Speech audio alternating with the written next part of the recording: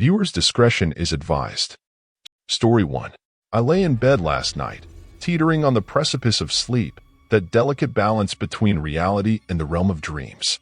But then it happened. A sound, unmistakable and as clear as day, pierced the silence. It was my mom's voice. What sent a shiver down my spine was the source of that voice. It wasn't coming from her bedroom, the hallway, or any other place within the house. It emanated from right outside my window, unmistakably her voice. Every muscle in my body seized with fear. 1,000 terrifying thoughts raced through my mind, each more chilling than the last.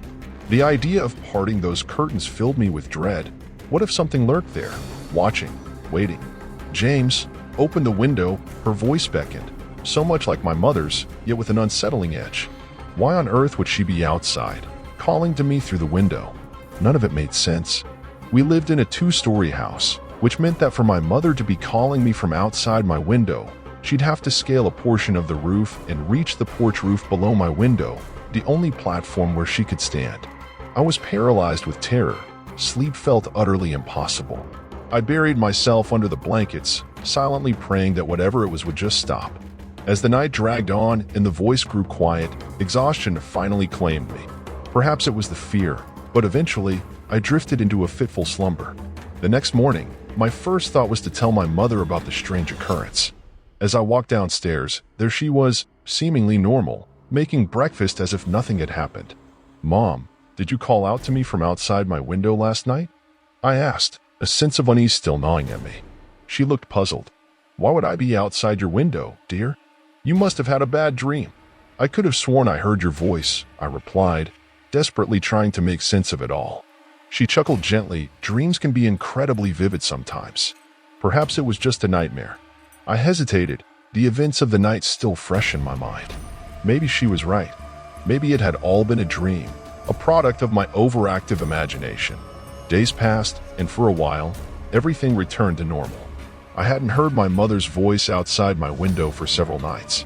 The illusion of safety was almost comforting, but that illusion crumbled to dust just 15 minutes ago. As I kissed my mom goodnight, the disconcerting voice returned. Once again, it echoed from outside my window. This time, there was no mistaking it. I hadn't even closed my eyes. "Open your window, James, let mommy in," the voice demanded, its tone more insistent, tinged with anger, yet still a disturbingly accurate mimicry of my mother's voice. My heart raced, and a frigid sense of dread washed over me. My instinct screamed at me to flee to my mother's room, to alert her to the eerie voice outside. But curiosity, that treacherous impulse, held me in place. I had to know what was really calling me. With trembling steps, I approached the window, fervently hoping the voice would fall silent. I cautiously peeked through a tiny gap in the curtain, ensuring I remained unseen. What I saw was a sight both terrifying and bewildering. A deer, unnaturally standing on its hind legs, with its front legs pressed against my window. Its limbs grotesquely elongated, it towered over my room. Its eyes, filled with an unsettling intelligence, locked onto mine. It remained motionless, waiting, as though expecting me to comply with its eerie request. "No," I shouted in terror. I sprinted to my mother's room, describing what I had witnessed. She awoke with a mix of alarm and confusion. When I mentioned the deer, she seemed even more perplexed. It made no sense. We didn't have deer in our area. Rubbing her eyes, she accompanied me to my room and drew back the curtain. To my dismay and her skepticism, there was nothing there. The deer had vanished without a trace. She thought I was playing a prank, but I assured her I wasn't. I understood her disbelief. The idea of a deer outside your window calling your name was utterly preposterous. Yet what I had experienced was undeniably real, and it was undoubtedly my mother's voice. There was no way I could ever sleep in that room again. Story 2. As I walked home from my football practice, the sky had already darkened, and an eerie stillness hung heavy in the air. The street, which was usually bustling with activity, had transformed into a desolate and shadowy realm. An unsettling feeling crawled up my spine as I ventured further into the oppressive silence. The streetlights flickered ominously, casting long, distorted shadows that seemed to reach out towards me.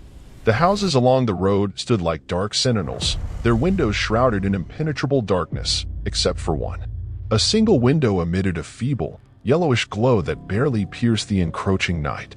As I drew closer, My heart quickened, and I couldn't help but fixate on that dimly lit window. Behind the smudged glass, a figure loomed, its presence sending shivers down my spine. I could barely discern the man's eyes, gleaming with a malevolent intent, locked onto mine. Inexplicably, the man extinguished the light, plunging the house into pitch-black obscurity. Panic surged through my veins as I instinctively turned to flee, sprinting toward the safety of my own home. Each step felt like an eternity as the memory of those eyes bore into my mind. I slammed the front door shut behind me, my heart racing, but an uncanny sensation of being observed still clung to me.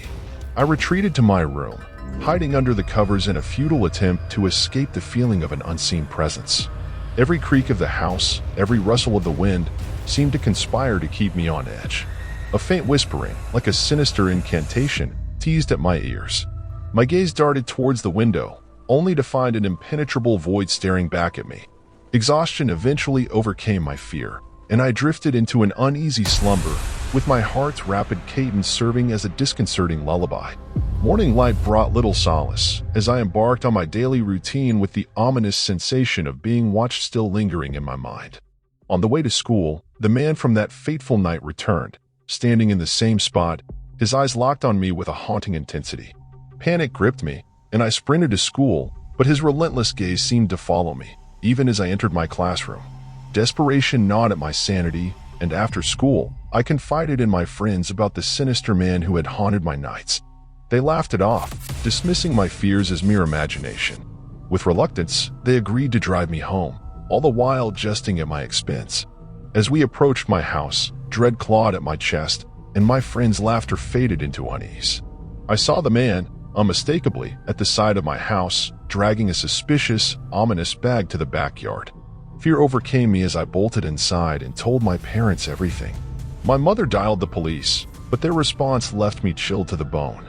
The house I'd seen was a phantom, a non-existent entity in official records, a vacant property that should not exist.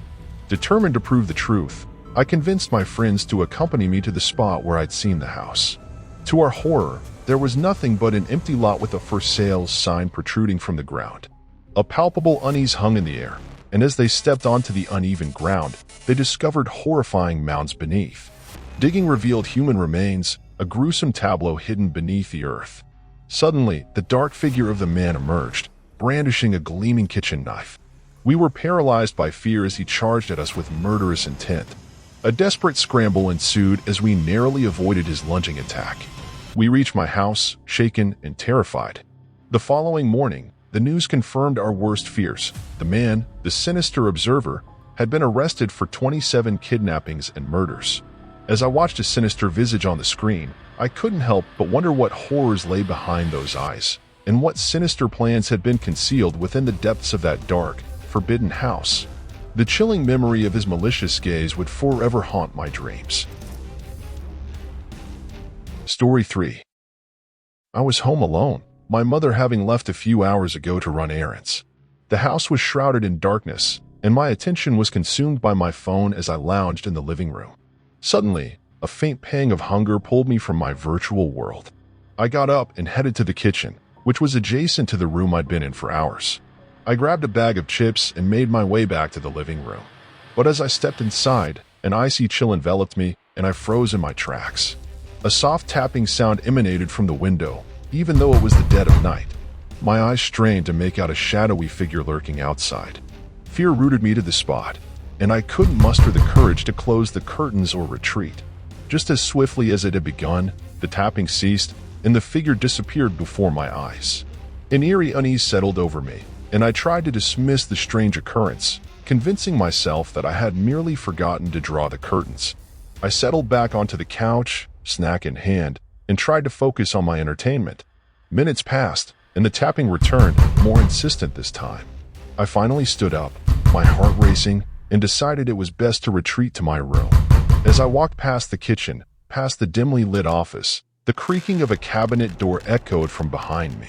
A sinister force held me in place, and a presence lingered just out of sight, lurking behind me. I felt an inexorable tug, compelling me to turn around, though every fiber of my being resisted. The figure materialized again, looming closer now, its malevolent presence undeniable. even as I towered at 6 feet tall. Then, in an instant, it vanished, and I regained control of my limbs. Panic-stricken, I bolted to my bedroom, locking the door behind me. I closed the 2 windows and barricaded the door with my bed, all the while sending my location to the police through my phone. They promised to arrive soon, but it never felt soon enough. I huddled by my bed, shrouded in a blanket, trying to silence my trembling. The tapping resumed, this time against my closet, growing louder with each thud. I remained motionless, my ears straining to hear, as the faint tapping escalated into a deafening banging. Then, a voice pierced the air, my mother's voice. "Hello? Name? Where are you?" Relief surged through me, and I rushed out of my room to embrace her, my words tumbling out in a breathless torrent. "Oh my God, Mom." But something was amiss. I turned, my heart pounding, to see the front door slowly creaking open. It was my mother. My mind swirled in confusion. I couldn't distinguish between the 2 figures before me. Panic clawed at my chest as they both sprinted towards me. I awoke in a blind panic, drenched in sweat and tears. The room was bathed in the pale glow of 4 a.m., a school night looming ahead. I sat there, trembling and crying, unable to muster the courage to sleep again. That night, the chilling ordeal had etched itself into my memory, a haunting and enigmatic enigma that would forever haunt my waking and sleeping hours. Support the channel. Hit the like button. Subscribe to the channel.